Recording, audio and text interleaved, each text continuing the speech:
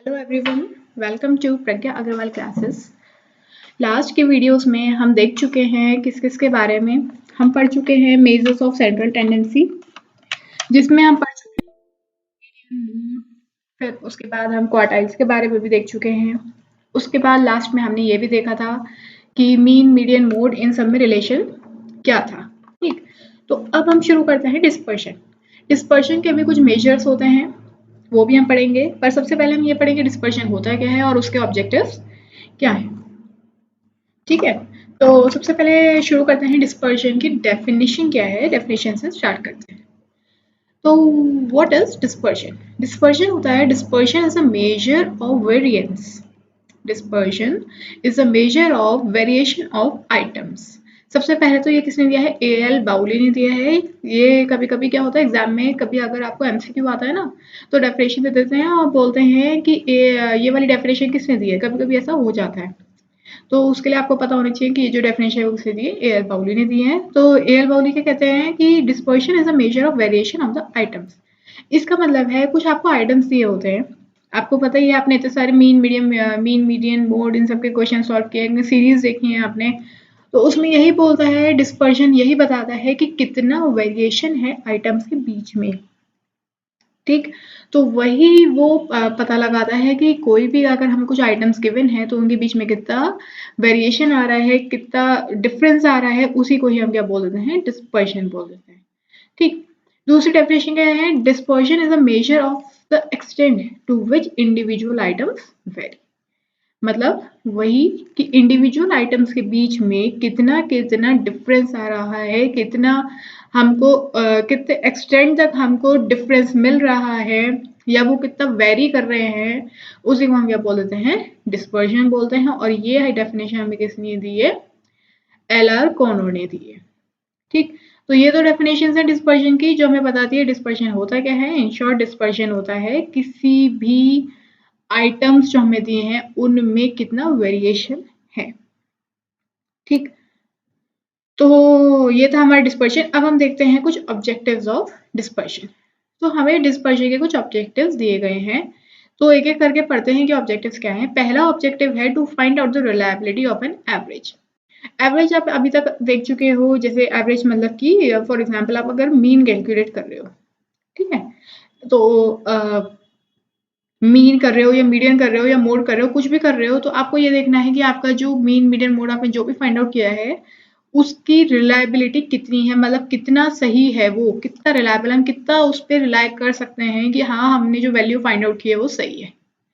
ठीक, जैसे अगर हम पॉपुलेशन कैलकुलेट कर रहे हैं या फिर हम पॉल्यूशन कैलकुलेट कर रहे हैं, तो उसका हमने एवरेज फाइंड आउट किया, तो फिर हमारी जो भी एवरेज आया तो हम उस पर कितना रिलाय कर सकते हैं, कितना भरोसा कर सकते हैं उस पर, वही हमारा ऑब्जेक्टिव है डिस्पर्जन का।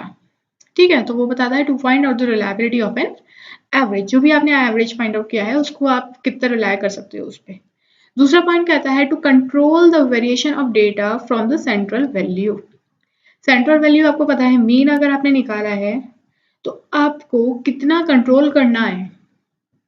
To control the variation of data from the central value, मतलब कि जो भी आपकी सेंट्रल वैल्यू आई है, जो भी आपके मिडल वैल्यू आई है, उससे आपको कितना कंट्रोल आपको रखना है। जैसे कि हाँ, अगर हम वो बात करते हैं ना, आप देखते हो पॉल्यूशन इंडेक्स की बात करते हैं, तो पॉल्यूशन इंडेक्स की आपकी कुछ वैल्यू फिक्स है, होती है ना कुछ वैल्यू फिक्स, तो उसको अगर हम मान लो कि हमारा कुछ वैल्यू फिक्स है, उससे अगर ग्रेटर आ गया हमारा पॉल्यूशन, तो ये स्टेप्स लिए जाएंगे, ये हमारी मतलब इतना ज्यादा वेरिएट हो रहा है, अगर लेस है तो इतना वेरिएट हो रहा है, अगर ग्रेटर है तो इतना नुकसान है, अगर लेस है तो इतना फायदा है।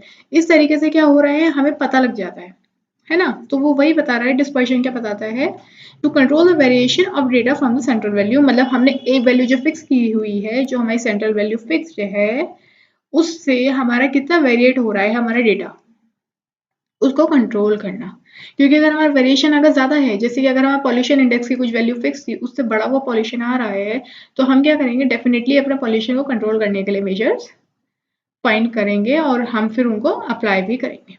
ठीक, तो वही है डिस्पर्जन का काम। तीसरा है to compare two or more sets of data regarding their variability.